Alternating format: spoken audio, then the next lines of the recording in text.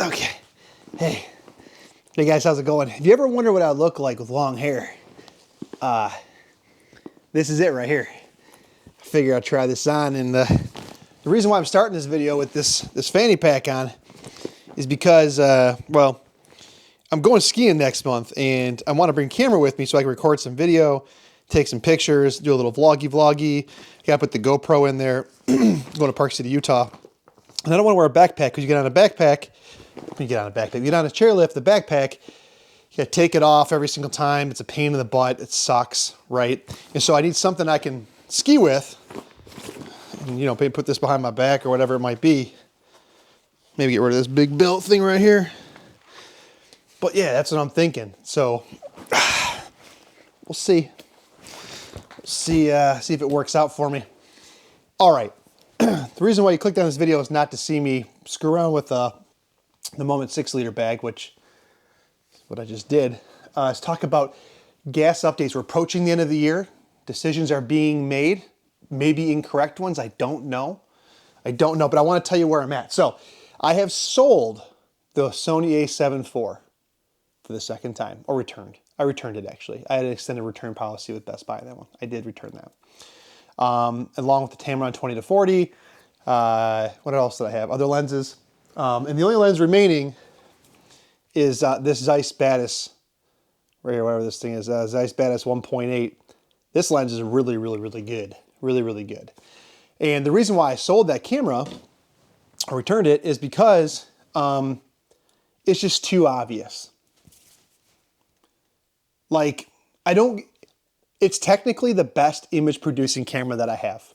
Like, technically it produces the best images. It has the best autofocus. When I was shooting my daughter's cheerleading event, I had this 85 on there. It did a really good job. Having that separation, depth of field is really good. But I just don't enjoy using it. I just don't. Like, you know, certain cameras connect with you. And the two cameras I have remaining still connect with me.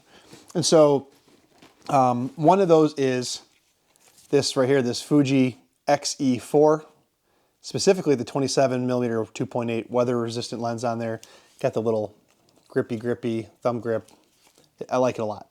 And then of course this camera right here I'm recording on, which is the Olympus or OM Systems OM1. And I'm really torn. And so I've got to make a decision. What I want to get down to again is the Leica with the M10, and I'm going to keep the 50. I might sell my 28 Summicron. And I'll talk about that why another video, but I just don't love the way I'll explain it in another video. It might be a good video topic, but just the way 28 frame lines and how it is inside of an M camera. I know it's a street photographer's dream, but for something I do, I don't know, maybe not my favorite. There's two big things. Well, I'm thinking about it, but I'm down to the XE4 and the OM1, two totally different cameras, which means the answer probably is keep both. But guys, I've already got all this money into a Leica M camera, and I don't want to have three systems: M mount, this Micro Four Thirds mount, and then also this Fuji X mount. And so I want to kind of parse it down, but the dilemma is this. This camera, the Fuji XE4, I really enjoy rangefinder styled bodies more than typical DSLR bodies. I just do. And this camera is small enough where I can put it in my jacket pocket. I just went to the Red Wings game over the weekend. I put some pictures up right here, and I put it in my pocket, and I loved it. I could not do that with the OM1. I probably couldn't get it in the building because they allow no professional cameras. It looks professional. I'd probably get stopped. So I didn't bring it. But this I got in no problem. And that's really important to me because I'm able to document my family and take all these pictures. And candidly, I hate taking pictures with an iPhone. So I think this looks really good. Kind of like a Ricoh GR does. And so this fills that. The second piece of this that's really good is it's got the ability to do JPEGs. The pictures I put up, or I'm putting up right now, are all straight out of camera, just classic negative. You may or may not like that film simulation. I wanted to try it. I also shot in RAW, just in case I wanted to edit some later. But I can pretty much shoot like Pro Neg High, Acros, and classic negative, and be happy with the results most of the time. And that's really freeing. So I really like that. And, you know, and the thing about Fuji, I think about gas cycle that's going to come next year. The X Pro 4 is on my radar of like, I know when this comes out, if it's got the couple things I like, I'm going to gas for it tremendously. And so the X Pro 4 is there, and this leaves me an upgrade path to that. And so I'm interested in it. It also works because it can do the little flippy screen. I can see myself for video. They make a small rig, makes a little cage for 40 bucks. You can put on this thing where you can put the mic off to the side so it's not in the way of this. It's definitely doable, but there's problems, right? Problem number one, the battery life isn't great. That hasn't been a big problem. That's actually not the first problem. It's just a problem I'm thinking of. But the biggest one is there's no IBIS in this. So when I handhold video or I'm walking and talking, the footage is really, really shaky. And so that's a problem. The third problem is that it's not weather sealed. And maybe I won't have to have an issue if this is living in a bag while I'm skiing the entire time, but it's not weather sealed. This lens is, but this body is not. Is that really a big deal? I don't know. Could you tape it up a little bit, cover some of the holes and get away with it if it got a little wet? I think I could, but it's not weather sealed. So there's that. And then the other problem with Fuji is that there are no good fast video lenses. They have Viltrox has the 13-1.4. That's pretty good, but it's a big lens. And it's obviously not the native Fuji glass, but I think it's still okay. The 16-1.4 is older with a lot of focusing motors. It works, it definitely works, but it's not great. And you got stuff like the 16-80, the 18-55, but 18's a little tight. The 16-2.8, but I don't know, that 16-2.8's kind of, it just doesn't have like the character and depth of field that I like. So, there's some problems with that overall as a video package. And so that's where I'm at with Fuji. And if I were to keep it, I would look at like the 18-1.4, which again makes this big. I don't know. The other one is the camera I'm recording on now. And I wonder, should I flip over to that camera? No, I have this lens. That's not going to work. Okay. Is this OM1. Now, contrary to this Fuji, it is the SLR, DSLR styled body. It's not small. I could not have brought it into the Red Wings game this weekend. I would have missed those shots if that was my only camera. So that bums me out. The JPEGs out of this camera are actually surprisingly good, especially black and white. I've been taking some pictures with it. I'll put those up right now. But they're not Fuji, but they're good. Like, they're still good, so they're usable. It's obviously much more expensive. The Fuji camera I bought here for like $700. This camera is, when I bought it on Black Friday, I think it was $1,800, which is a really good deal for the camera. And also, but then it also begs the question, what's your upgrade path? And I made that video where I went kind of nuts about the OM5 because I was considering stuff like this, and I'm like, if there's a smaller option that I can parse down and put in my jacket pocket that's still capable, I would go for it. And I guess the OM5 still is, or even the EM5 Mark III. So it's not totally out of the question. But stuff like the EM10 Mark IV and stuff like that for video, no mic input, it's no good. This has a mic put, this does good video, or decent video. So it kind of fits both. But this camera is full featured. It's got everything. It's got weather sealing, video, all the special modes, all these different stuff.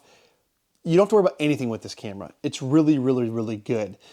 Sometimes I wish there was more depth of field control, but you can just buy some really fast glass. Fast glass is expensive. The 1.2 stuff is typically expensive. It's bigger and it's heavier. So you got that to contend with. The only problem I have with this camera so far is in poor light situations. It's not the noise, actually. It's the way the color is. I found, like, if I'm lit up nice like this, I love the color. The detail's fantastic. The lens is sharp.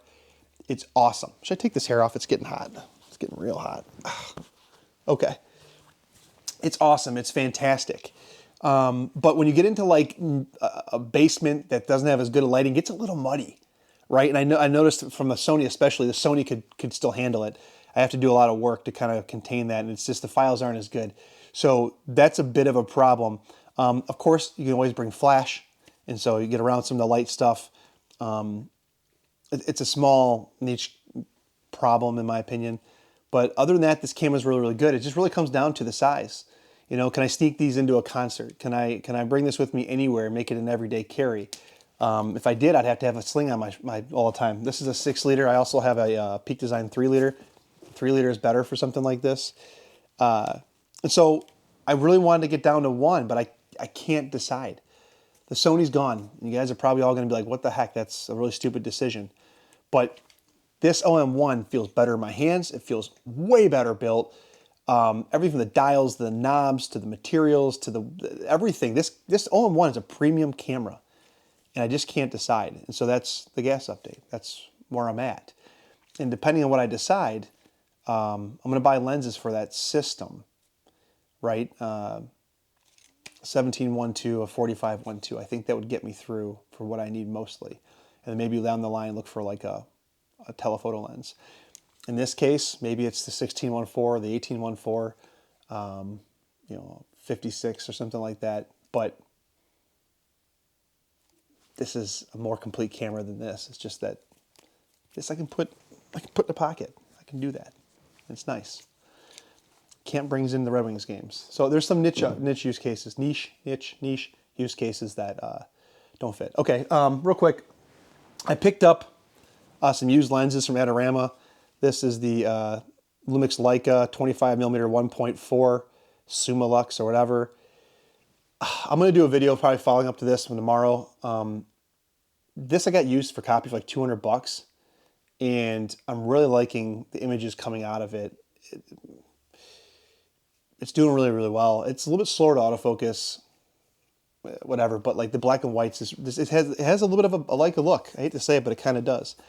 And then I bought this 45 1.8 for super cheap because I wanted to shoot my daughter's cheerleading event. And at the time I shot the Sony A7 IV at the Battis next to the OM1 with this 45. Not fair because I'm handicapping the sensor size even more with like a real cheapy lens. But this lens I've always liked in the past. And candidly, I didn't shoot the OM1 much. I shot the A7 IV because it was blowing its doors off in terms of the way the image looked at the end. This is just a better lens, and having that full frame sensor made a big difference. This might go back. I might get myself like a 42.5 Nocticron or a 45 1.2 Olympus lens, something fast if I decide to keep the OM1. So yeah, there's that. I think the next test I'm going to do is how much the glass affects the color output, because I got a theory on this, and I think this Leica glass actually renders warmer with different fall off. So that's it, guys. Fuji as a XE4 to start, maybe upgrade to the X Pro 4, or stick with the OM1. And then if the OM1, how do I make it a small package? Like, can I throw the 20mm pancake on there, jam it into a coat pocket? I don't know. It's a little big for that. It's a little big because of the grip and the EVF housing. Thanks for watching this. I'm recording for 13 minutes of me rambling, so thank you for watching if you stayed through all this. That's a gas update. See ya.